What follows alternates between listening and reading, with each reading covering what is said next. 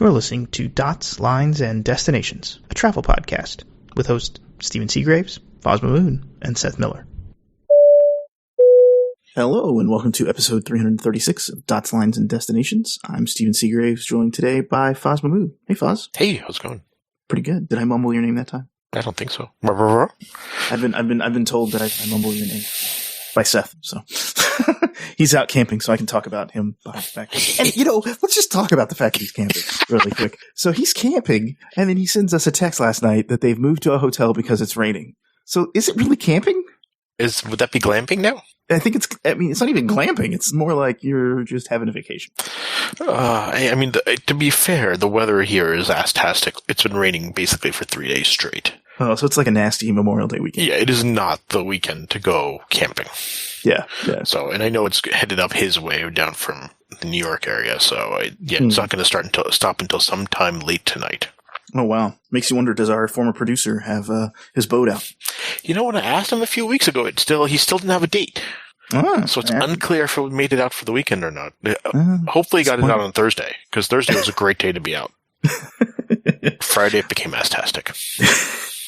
Well, since it's a holiday weekend, we're doing a little bit of it'll be more of a shorter show. We'll still have a little bit of a bonus topic we're going to talk about, but let's just dive right into, I guess, the biggest story from the last week, which is the hijacking of the Ryanair, and we call it a hijacking, the hijacking of the Ryanair flight by Belarus. And the reason I say it's a hijacking is because this plane was forced to divert and taken over by the government, right? The military was involved, and yeah. Yeah, I mean, it's strange, right?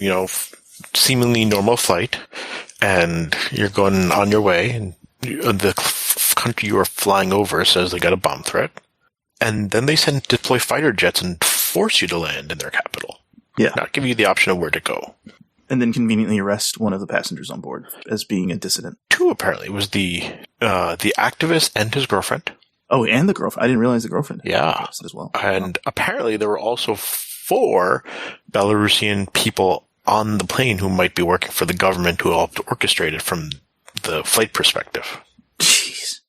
And I saw that the report was the actual bomb threat paperwork didn't come in until after the plane had landed. So like when it was generated, like the bomb threat, I guess they have to do a filing or something. Didn't actually happen until after the plane. So it was not a real bomb threat, to be clear. This was orchestrated by the government to specifically arrest somebody. Yeah, it really makes you wonder, though, right? Like, generally, if you are an enemy of a state, and once you escape, you're generally free as long as you don't go near that state. This is probably one of the first incidents we've seen where that is no longer the case. Like an overflight. Yeah. I mean, it opens up some interesting questions. I mean, there's Chinese dissidents right around the world. There's and they have a huge piece of the airspace over Asia. There's Russian dissidents all over the world. They have a massive piece of important territory, airspace. And there's other countries, all over the place that have dissidents who they want. I mean, we could make the case, right, that, who was it, Snowden or, who was the WikiLeaks guy? Assange, like either of these guys if they overfly the United States, we could force their plane to land and arrest them. Which it's just not good.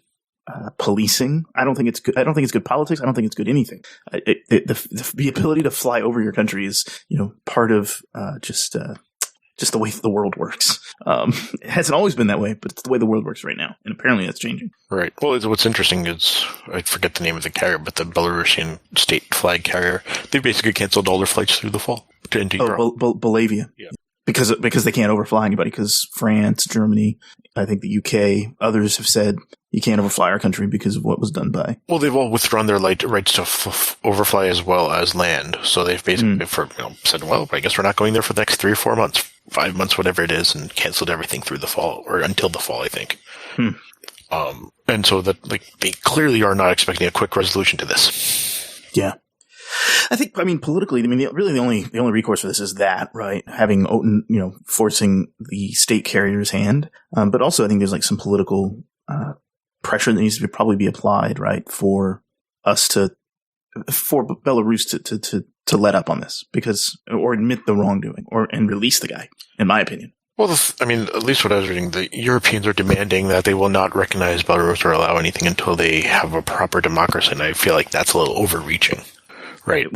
Well, and that's never going to happen. Yeah. I'm like, that's like, it's one thing to ask them to make this incident, right? But asking them to change their entire state organization, that seems a bit overreaching.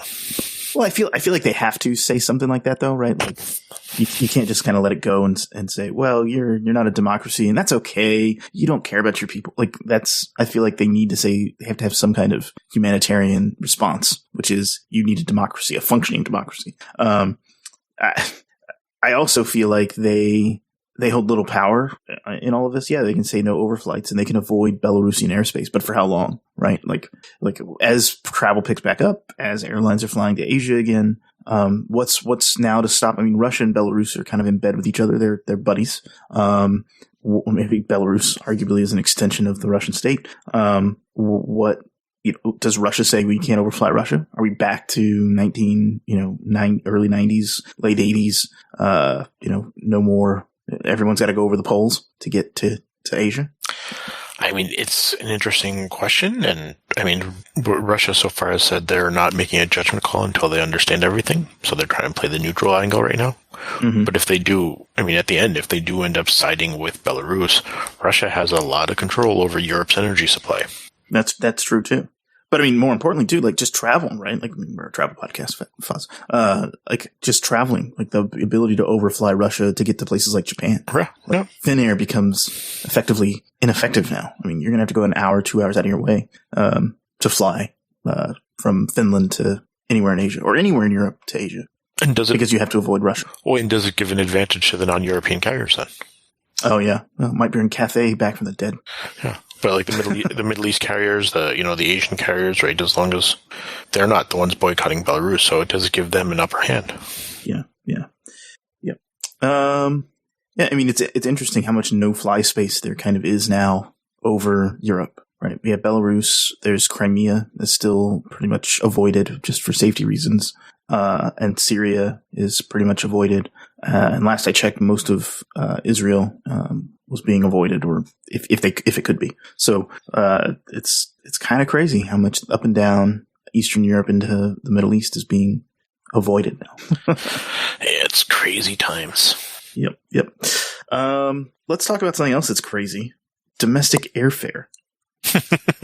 Yes, you found some interesting quirks, right? Like.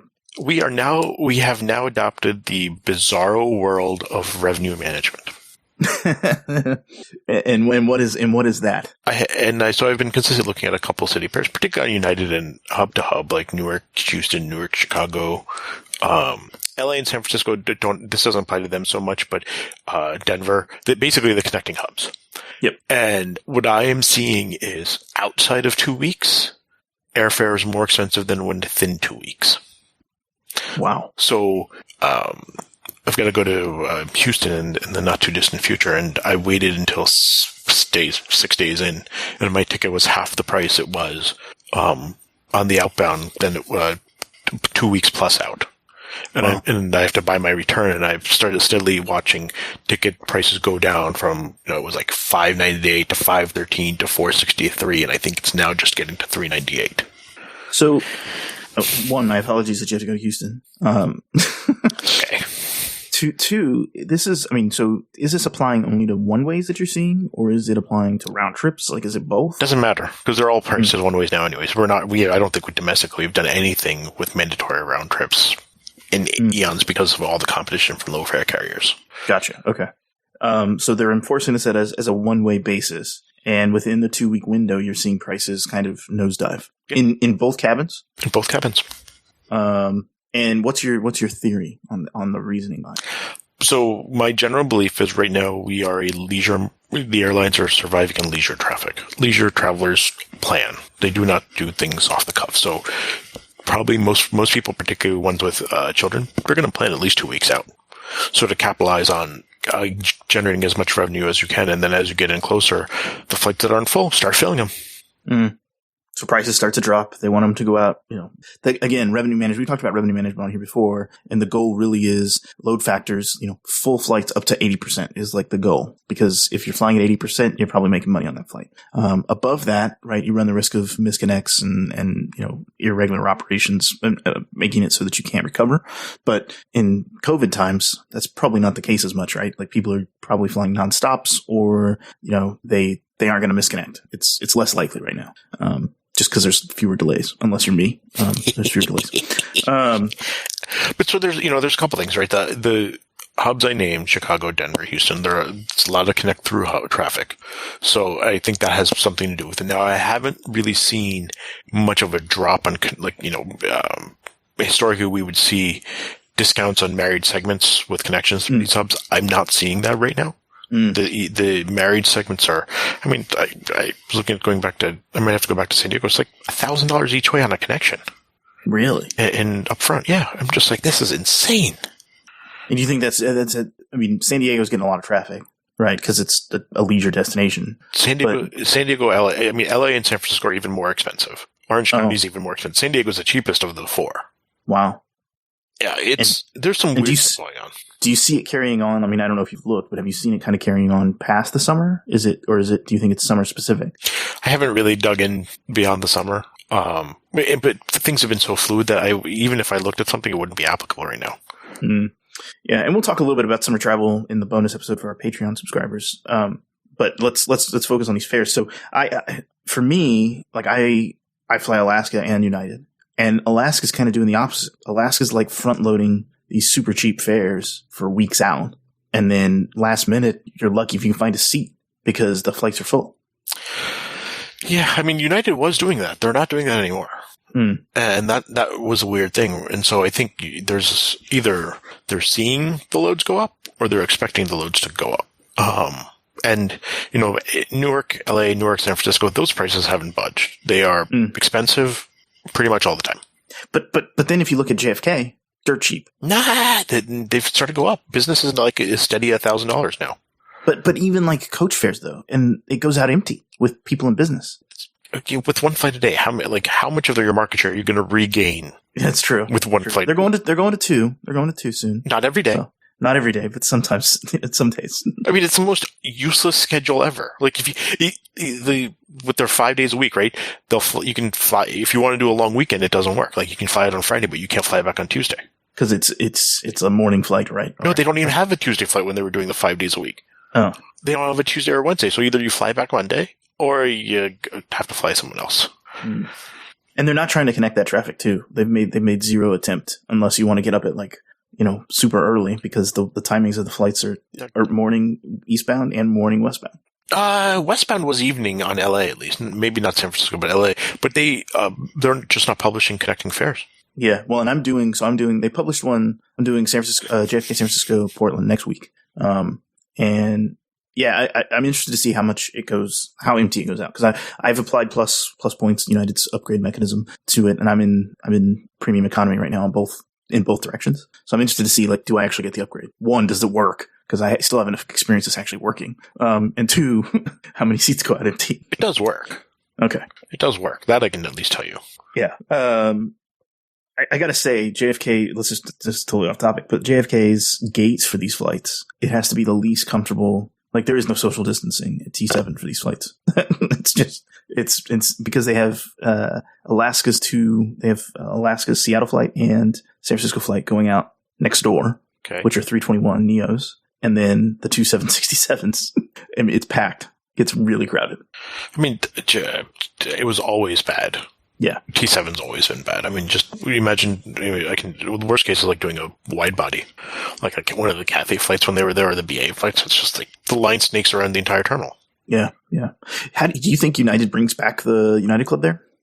I think it'll depend on how the flights do, but the reality is those terminals are all short term. So does it make sense to invest anything? Oh, because they're going to tear down T7 eventually. Yeah. And Alaska has the old United Club space, so they can't get that back. Yeah. And there's not a lot of space for them to do anything. The Concorde room's there, which I'm sure BA wants it back when, things pick back up. So short of kicking out a retailer, You don't, unless you will go into that little purgatory gate area, 11 and 12 down, halfway down, and build something there. So what do you think? Let me think about this. Like, so that Concord room space, I actually didn't realize how close it was to the gates because I never like walked that far. Like, and Alaska's gate is right there. Okay. Do you think that space is useful for BA, or is this something like BA could just say, okay, we're gonna get rid of? I mean, it is their flagship route, JFK Heathrow. Do they abandon that space? Do they give it up? So in normal times, there's a security checkpoint that drops you off right there. Oh, there is. Okay. Yeah. So and you go straight into the lounge. You basically walk right up that little ramp and you go right into the lounge. Okay. And that is a premium. That's where the premium check-in is. I think it'll really come down to when people believe things will normalize versus when will the new terminals be built. Gotcha. I mean, because arguably, right, American's terminals could handle BA's flights if they wanted. Right now they could. Normally they probably could not. Okay. Because, you've already got Cathay there. You've got LATAM there. There's Qatar's there. Qatar is there. But not. I thought it was just one of the two Qatar flights. Right? I think it's one. Yeah, it's one. I saw one of the planes sitting out there when I was... Yeah, it might be two now, but before all this started, it was one of the Qatar flights was there. The other was not. And, I mean, BA has, like, a lot of fucking flights. Right? Yeah, every hour. I think, like, it's... During peak load, it's like every 30 or 45 minutes. Starting at 6 p.m. So, so it's not like you can have one gate that they can just move aircraft in and out of. They basically need to have these planes at the gates they need to have 4 or 5 planes at a gate between cleaning, catering, and all that stuff. Yeah, I mean, was the Concorde room that full? I've never been in the Concorde room. Okay. We have a friend who flies BA pretty regularly and comes through JFK. We should ask him. Yeah. I would be interested to know how full it is when, during normal times. But so, I mean, back to this domestic fare. I haven't seen this on United yet because I haven't booked anything lately. I booked this JFK fare a while back, but I haven't seen anything. I haven't tried to look at and see anything domestically. One, I have no desire to go really anywhere domestically as of right now. I guess Puerto Rico's open, so I could go to Puerto Rico. But is there somewhere you haven't seen this work domestically? Like Hawaii? Is Hawaii excluded from this, you think? Hawaii is expensive. I was looking at Hawaii fare last night. It's $3,000 in business. From the East Coast? From the East Coast. Even historically, Canada has always been cheap. Those were like over $2,500. And so I've seen very high domestic premium fares on AA and Delta as well. So it's not just, that part isn't just restricted to United. It's just the revenue management that I really focus on United. But the thing that's concerning, right, is if it stays like this too long, fares are not going to go back down. Yeah. Because people are just normalized to it. Yeah, exactly. Yeah. I mean, this is like we're on the way back to pre-9/11 fares. But, I mean, that's not long-term sustainable. Like, people can't... I mean, $2,000 from the East Coast to Hawaii is not sustainable. Why not? Inflation is happening everywhere else. But, I mean, like, let's just think about it, right? Like, people start going back to work, things, there's less work remote time, and now we're saying... people are going to continue flying to Hawaii. I just have my doubts. So think about it. With high fares, who suffers the most? Business travelers.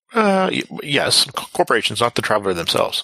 Yeah. But from an airline perspective, it's low fare carriers. True. Right. They take the brunt of it because they can no longer. They can definitely try to compete, right? But if costs are high, unless they can maintain the low cost structure in a period of inflation. Yeah. It can be problematic to the point where then there's a very little difference between them and a major, and then the majors will often win. Simply because the product's better or more reliable, etc. Brand recognition, more reliable. You're covered in case of air ops, things like that. Yeah. So interesting. It could be, the major. I can't imagine the majors caring because it's a way to eliminate some competition, unless the competition can truly stay above it. But I don't know if they'll be able to. Yeah. Right. To see fares at the levels they are 3-4 weeks out, that means either they're not matching the low fare carriers or the low fare carriers are doing the same thing. I mean, and I haven't even looked at things like, airlines like Spirit or, others, but Yeah, I haven't dug into it, honestly, but it's just, I've been paying attention to United, and it's just been, like, I've been scratching my head going, how are things getting cheaper as you get closer now? Yeah. Interesting. And then for your San Diego trip, are you going to try in the same strategy and kind of wait till within 2 weeks and see if the fares goes down? Possibly. Yeah. I might book a Alaska on the way out because they're cheap nonstop. now. Yeah. And get the nonstop. Yeah. But they're not doing that daily anymore, apparently. That's the other thing. Let's talk about that real quick. Schedules seem terrible. They are.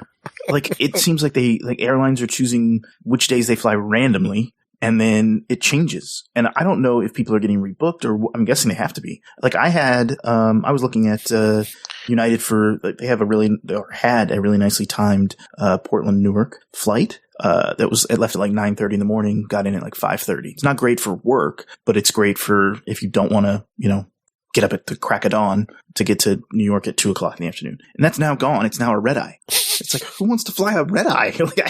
I don't want by choice to fly a red eye. Like, unless you're making the prices really cheap, which they're not. I don't want to be on that plane. But it seems like a lot of airlines are doing this. Like Alaska, I've read that like their JFK LA flights are just randomly moving around on which days they sell them, which days they don't, etc. Oh, I mean, United's been doing this for a while. Like my last trip to San Diego a few weeks ago was the flight Newark San Diego. One day was a morning flight. The next day was like a mid-afternoon flight. The third day was an evening flight. Mm-hmm. It's just that it was an evening flight for a couple of days, and it moved. Like, even they might fly the route every day of the week, but it's a different time depending on the day. And what do you think they're hoping to? Is it just utilization? Because it just seems random. I think it's probably less utilization and more staffing. Oh, like how many pilots they have available, how many flight attendants, etc., available to work? Oh, well, I think it's probably maximize the staffing, right? You can have someone do like Florida, Newark, San Diego in one trip. Yeah, and I think that's really they're basing it around maximizing the crew to limit how many people are being paid on any given day. Mm. And I mean, have you booked any of these where they change? Because I'm interested to know, like, are they just like schedule changing you and saying this is your new flight and that's it? I have not had one that has changed. Like, but when I'm booking it, you'll see different. Like, I'm like, oh, I need to go in the, I'll go in the evening. Thursday's a good option. Let's see what Wednesday is. Well, Wednesday's an 11 a.m. flight. That's not going to work. Yeah. It's. I don't know. It's frustrating, right, as a traveler, but maybe it's because I'm so used to the way it used to be, right? I knew the schedule. I knew which flights operated when. And now all of a sudden I don't because it seems random. So yeah, there's clearly something else driving it, right? It's not this is definitely not from the passenger perspective. Yeah. So yeah, I think we killed that topic quite well. I was going to talk about kind of a random route, and then we'll talk a little bit about some partnerships. But Alaska has announced they're starting Seattle to Belize City and Los Angeles to Belize City in the winter. So this will be, I think they're doing Los Angeles to Belize City from November 19th to May 23rd, and then Seattle to Belize City is going to be twice weekly. November 19th through May 21st. The Los Angeles Belize City is 4 times weekly. So that's quite a bit of flying. But the Seattle Belize City is twice weekly. This is like the most random route announcement I've seen in a while. Like, I get it. People go to Belize, but Belize has been one of those tourist destinations that like Texans go to because it's relatively cheap and unknown and kind of off the beaten path. But maybe that's why I guess people in the Pacific Northwest and California are discovering it and they're buying up the property. I don't know. Yeah, they can't afford where they live now, so let's move to Belize. Maybe they'll envy to be the next John McAfee. That's right. That was Belize, wasn't it? Yeah. I mean, and I one of the oddest parts to me is, let's see, what's the furthest west Hawaiian destination? It's not Honolulu, right? Is it Kauai on the other side? I forget. Lahui. Let me see how far Lahui is. Hang on one second. So Seattle to Lahui is 2,700 miles. Seattle to Belize is 2,821 miles. I think it's allocated to be a 6.5 hour flight, I think is what it's blocked at right now. I mean, that is like stretching it on a 737. That's far. Oh, come on. Come on. They're not Copa. I was going to say the worst flight the most painful flight I've ever done is LA to Panama on a 737 on the red eye. which left at like 1 a.m., which, I mean, that was brutal. Because I remember like getting to LA at like 10 p.m. because I flew in and just like wandering around aimlessly waiting to board so I could pass out. I mean, it's kind of like our Singapore flight. So LA to Panama is 3,000 miles. That's far too. I mean, that's rough. Where were you connecting to in Panama? Or were you just going to Panama? I don't, maybe it was one of the Mexico City runs. Oh, like LA, Panama, Mexico City and back? Yeah, because a few years ago they had a Mexico City mistake fare. And I think I booked some from different places, but I did LA because I hadn't flown that one yet, and I was on somewhere in the West Coast, maybe in the Bay Area. So I'm just like, oh, I'll do this. I've had better choices in my life. I will leave it at that. I mean, flying LA Singapore with you was one of my less smart choices. That was a brutal flight.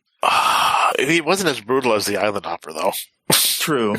I mean, the Island Hopper, we have stories to tell. I think the LA Singapore flight, when I think about it, one, it's flown on the 787-9 with the 222 seating, and they're not doing this anymore. But it's tight, right?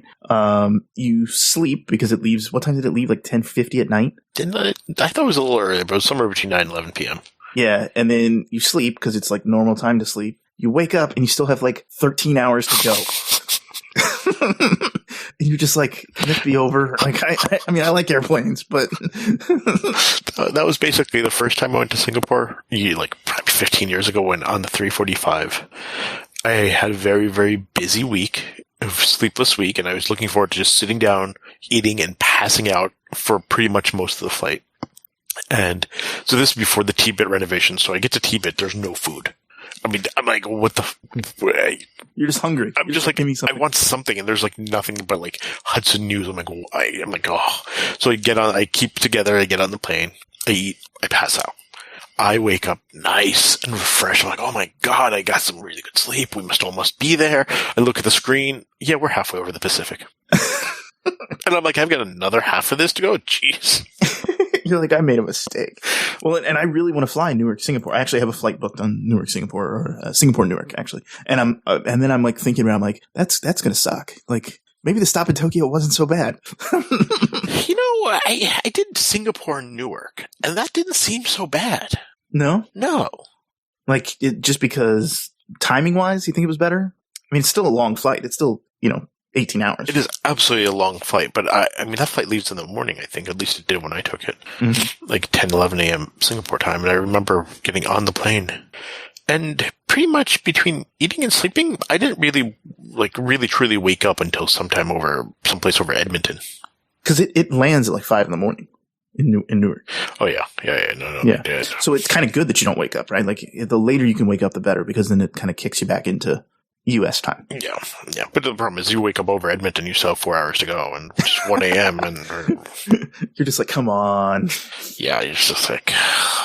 So this Seattle to Belize flight, I'm sure it's going to be full, but twice weekly, it makes it really tough to do any kind of... One, I can't do a mileage run, so that's my personal complaint, because I think it's 2 days that don't really line up. Like I think it's like... LA and Seattle running on the same days? There's 1 day overlap. Okay, so you might be able to do something. Maybe. The timing's getting back. Right now, they're not even selling fares on connections. They're selling Seattle and LA nonstops only.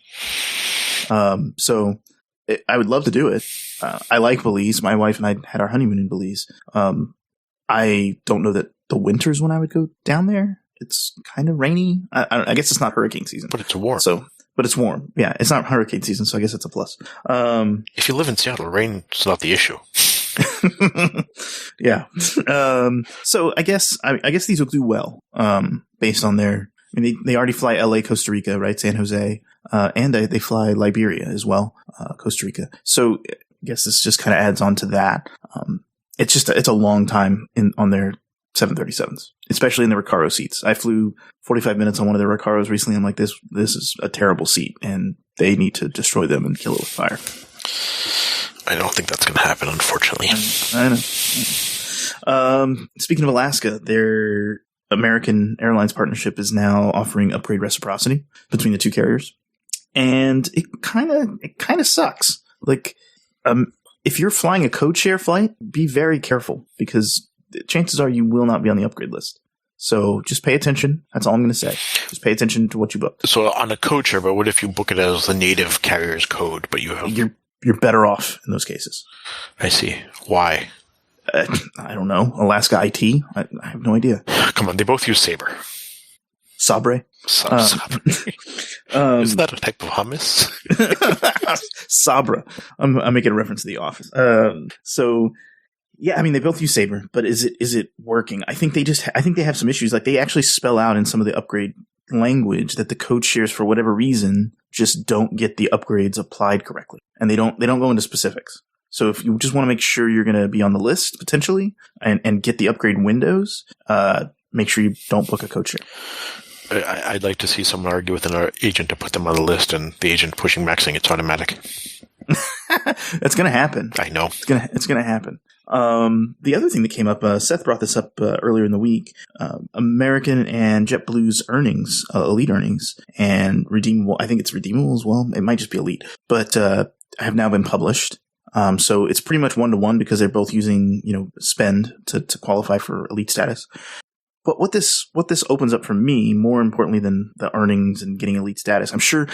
What I wanted to ask was, what is Seth going to do? Because he loves JetBlue, but he has elite status on American. Is he going to start flying JetBlue and earning on American? I don't know. That's a question for the next show. But he has Mosaic too, right? He has Mosaic as well, and I'm guessing he wants to keep that status. I've always so close to Boston. I've always thought he ends up with the AA status simply because of his work travel. The BA trips and stuff? Yeah. Not necessarily by choice. It just happens to work out that way. And that was the best place to credit it. Well, I want to know what he's going to do now, because now he has a choice. Now he can put all of that into JetBlue. No, he can't, though. He can't put BA on JetBlue. True. But he can put all of the American metal flying. But most of his AA flights, I think, most of his AA credits come from BA. True. Yeah. So maybe he'll still earn AA Platinum. Yeah. And JetBlue, Mosaic plus, who knows? But my real question of all this for you is, with the Alaska partnership, the One World entry of Alaska, and now this JetBlue partnership with AA. AA seems like they just seem like a middling carrier. Like it's like, well, we don't really want to fly up and down the West Coast, and we really don't want to fly up and down the East Coast. Well, just give us the Midwest and we'll be good. I don't understand AA, right? They used to have very large footprints in New York and Boston, and they've eroded those over time drastically, right? And so they've left these markets, they've abandoned their customer base, and now they're trying to get back in half-heartedly. And the initial play, at least in the JetBlue stuff, was they could use JetBlue for the domestic connections to feed into international flights. But AA hasn't had a lot of international routes to JFK. They've been trimming that down for years. Mm-hmm. And so they might add a few, but how much is that really going to drive at the end of the day? Yeah. And why would you add a JFK, which under normal circumstances is a very constrained airport, whereas something like Boston, you could easily add a few international flights without any real pain? Yeah. Yeah. Are they still, is Philly still as big of a international hub for them? Or have they kind of just said, we don't really care? Because let's just recap, right? They had Boston, JFK, Philly, Charlotte, which Charlotte was part of the U.S. Airways merger. As was Philly. As was Philly. And then Miami and San Juan, right? You could call San Juan a hub. Not anymore, you can't. Not anymore. But, really, it's down to Miami, Charlotte, kinda, Philly, kinda. Reagan. Oh, yeah, Reagan. And then JFK. Mm-hmm. Because what they have at Boston, I don't think constitutes a hub anymore. Can you really call JFK a hub? And they have a whole terminal. Doesn't it make it a hub? I guess they're not connecting a ton of traffic through there. Think about it, right? In the best of times, internationally, they've had Milan, London, Sao Paulo, Rio. Mm-hmm. I want to say Zurich. Yep. I think those are the consistent routes they fly in normal times, right? So, because they've given up a ton of, they used to fly a lot more out of JFK to Europe, but they gave up a lot of that in favor of just connecting that through London. Philly, pre-COVID, did have, I want to say, a dozen and a half European routes out of it. But they were, I don't know how well they performed, right? They definitely did the 752 routes out of there, but then they started paring some stuff down. They've been moving some stuff to Charlotte. Philly is, I mean, to be fair, Philly is a constrained airport. While it has 4 runways, only 2 are really usable. Mm-hmm. So in some ways, it's worse than JFK. But it's not as busy though, right? Like, I mean, correct, but in the evenings, yeah, 5 days, 8 p.m., it gets pretty busy. Yeah. I'm just trying to understand what AA is doing, and it doesn't seem like, I don't know if we had Seth on here, he would probably tell us what was on the last investor call. But like, to me, it seems like they don't really know what they're doing. They're just kind of hoping. I think what they're doing, I think JetBlue could be exposed over time. I think this is Americans' attempt to foray back into the markets to get access to data to understand the real market share possibilities. Mm-hmm. AA has the ability to grow the footprint if they choose to. I mean, they have a fair bit of terminal real estate in Boston, right? And they have a fair bit at LaGuardia and JFK, right? Mm-hmm. The one thing I give them credit for is they haven't given up all their terminal space. While they've given up a lot of other things, they haven't given up the terminal space. So they have the ability to ramp operations back up in some of those locations. Yep. And it'll come down to, I think the problem with America is I think they're afraid to get into pissing match with Delta. They just don't think they can hold up, right? I don't think they can hold up. I'm sure they could if they did the right things. But that's the problem. They let Delta into New York, into LaGuardia, right? They had the established footprint at JFK as well, and they let Delta grow without doing anything about it. Same thing at Boston. Right? But Delta has grown in all 3 of those markets because of American. Yeah. Not in spite of, but because of. Yeah. It's interesting. I mean, I look at American too, like LA, right? Like LA's this hub for American, but it's a hub for everybody. And Americans' connections out of LA aren't great. Their hub in Phoenix, not great. And that's really it. Like, I guess you can go to DFW Chicago, but Chicago's down to, whatever number of flights now. It's hard to call it a hub. Chicago is a hub because there's a ton of regional traffic. Up into Michigan and up Wisconsin, in the Midwest. Yeah, there's a ton. There are routes they fly that other carriers don't. So there's definitely a ton of. They've maintained that, but you have to ask yourself how much of that is because of COVID versus not COVID. Yeah, and it's hard to make some of these determinations right now. If you look at the flight schedules, it doesn't make sense. But if so Chicago can ramp back up. DFW is DFW, right? Miami is Miami. These are their fortress hubs, for lack of a better term. Yeah. Phoenix they maintain that because I think I'm surprised they maintain it. I will leave it at that. But they've moved a bunch of stuff from Phoenix to LA over the years. So do you think they're basically growing Phoenix where they can, is really what you're saying? I think they're shrinking Phoenix. There's too much. Phoenix is only domestic and maybe some Mexico. I think the occasional Canadian. But remember they had announced their London flight out of there. Yeah, but the BA was running a London flight, right? So, that's easy, right? Just to move some connections away from LA. Yeah. Right? Because at the end of the day, LA has a ton of O&D traffic. Phoenix does not. So someone coming from, say, San Jose, from Orange County, from San Diego, they could drive up to LA, or they could just leave from their local airport, or someone from like Tucson or Albuquerque or something like that, right? They have the opportunity to go to DFW or to Phoenix and go from there. Yeah, makes sense. So I mean, or Vegas is another great example, right? Vegas, same distance to LA or Phoenix, basically. Right. I mean, and at the same time, all this is happening, right? They're starting to announce these flights out of Seattle and potentially making them happen. I think Seattle is because they can't go to India from anywhere else. You don't think they could do Chicago? I don't think Bangalore could. I don't think they could do O'Hare Bangalore out of Chicago. Gotcha. They used to do New Delhi, right? So yes, they can definitely do New Delhi, but I don't think they could do Bangalore. Gotcha. Okay. And I think that's what's driving that, and I think that's what drove the Alaska partnership, because they don't want to invest because America could easily run Seattle Bangalore and run a bunch of flights to around the country, right? One flight a day, like United used to do with San Francisco before the merger, right? Where you had Pittsburgh, you had all these weird places they fly once a day. Just for all that Asia traffic. So they could have done something like that on 319s or on 175s without too much problem. But Alaska has a footprint. Alaska was likely it was on the fence of One World anyway, so it made it an easier path of entry and gave them more connection points. Yeah. Without having to make much of an investment. Gotcha. Okay. Makes sense. Let's talk about, we got a couple topics left here. United States is opening to Canadians. So this is interesting. You and I had a conversation with some friends, when people were kind of dumbfounded that they thought the United States was already open to Canada. And it was, kind of. And I've been so lost on this. So my understanding is that the United States has been open to Canadians via air traffic, but they are still required when they go back to Canada to quarantine. Yep. And they have to have a negative COVID test, and I believe potentially quarantine here. I can't remember, but there was no road traffic unless it was essential. So you couldn't cross the borders via a car unless you were like a trucker taking goods into or out of Canada.